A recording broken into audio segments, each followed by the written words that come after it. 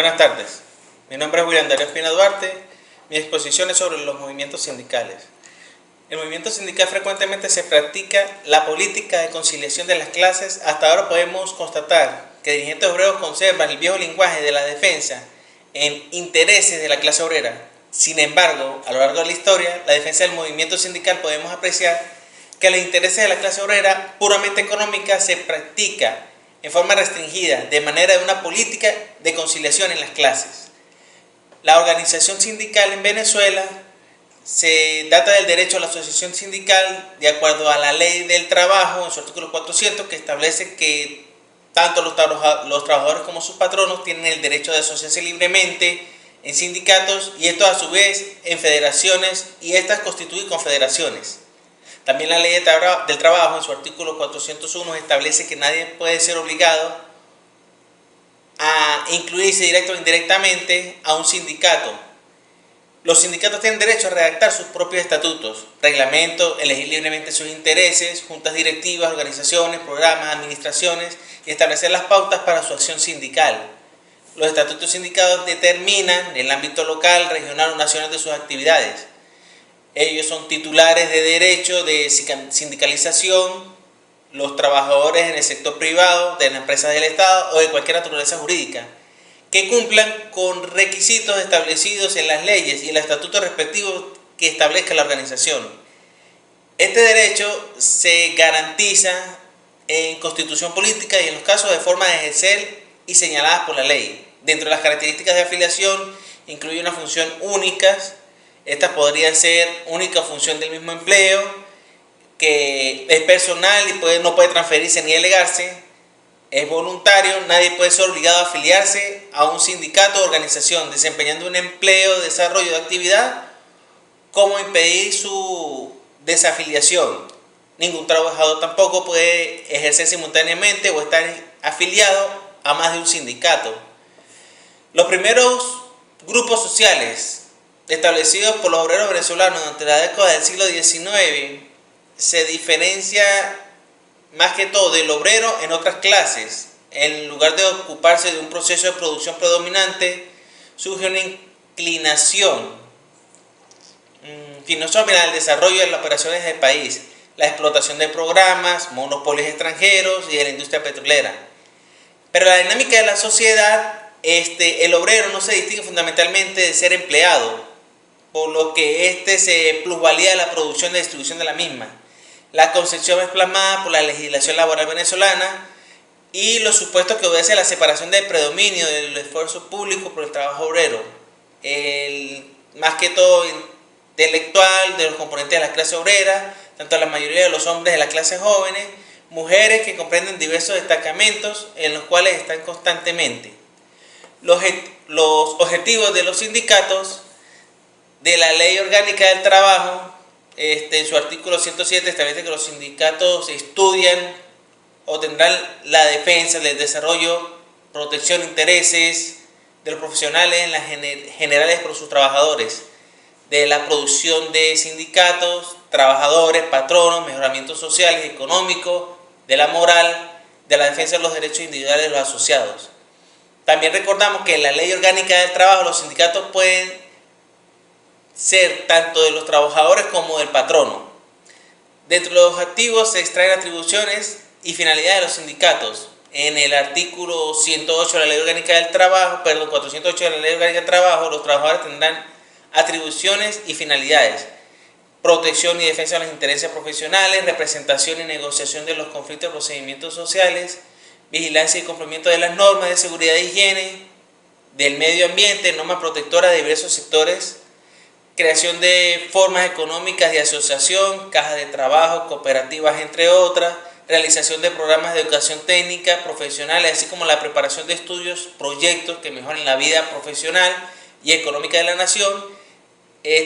Los sindicatos de patronos tendrán atribuciones y finalidades, que es proteger y defender los intereses generales de los asociados en los organismos y autoridades públicas, representar a los miembros en negociaciones, conflictos colectivos, conflictos de trabajo, en procedimientos de conciliación y arbitraje, promover, negociar, celebrar, ratificar modificaciones colectivas de trabajo, representar y defender a los miembros, sus patronos, que se soliciten a los miembros de un sindicato ejerciendo intereses de desarrollo individuales, intereses de derechos individuales, procedimientos administrativos de relación a los patronos, todo según lo dispuesto en la ley y las reacciones de sus trabajadores. Vigilar el cumplimiento de las normas destinadas a proteger a los trabajadores, maternidad familiar. Pues bien, dentro de los pasos de la lucha económica, la lucha política se da mediante la inserción política de clases trabajadoras en un partido político, indiferentemente de cualquiera que sea, con una mayoría independiente o ser de mayor independencia, a través de una acción sindical en cuanto se presenta la alternativa clasista y de revolución como de organismos en masas. Las empresas son las primeras formaciones sindicales que surgen en el plano en general para defenderse de los patronos, de los abusos, tener mejores las condiciones de trabajo, mejoras profesionales y poco a poco un sindicalismo que se va uniendo a algunas ramas de ocupación formando regiones, federaciones y confederaciones nacionales, promoviendo el aumento de sus capacidades de negociación en la orden de defender los intereses de los trabajadores, obligados a tener en cuenta la fuerza sindical, las relaciones tanto de problemas de conciliación político-económica de la nación, objetivos que en un cierto bien y básico los sindicatos defiendan los intereses profesionales de sus miembros, trabajadores en general, intereses profesionales, adquiriendo una amplitud cada vez de amplitud en el bien mayor.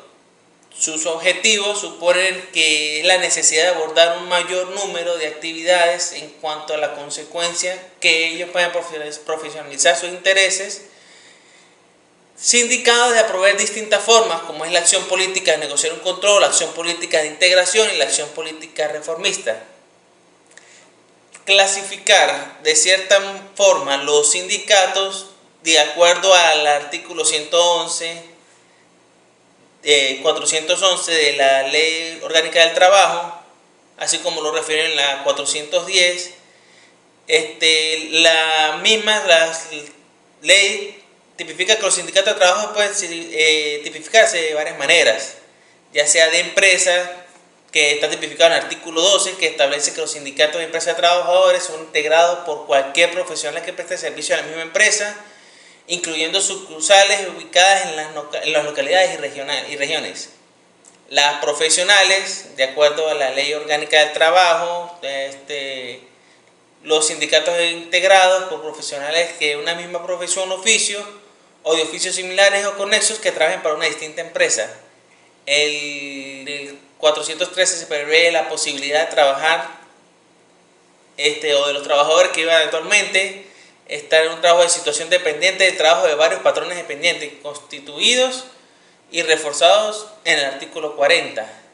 Los sindicatos de industria, de acuerdo al artículo 414, establece que sindicatos industriales son integrados por trabajos que presten servicio a varios patronos de una misma rama industrial, aun cuando desempeñen profesiones diferentes.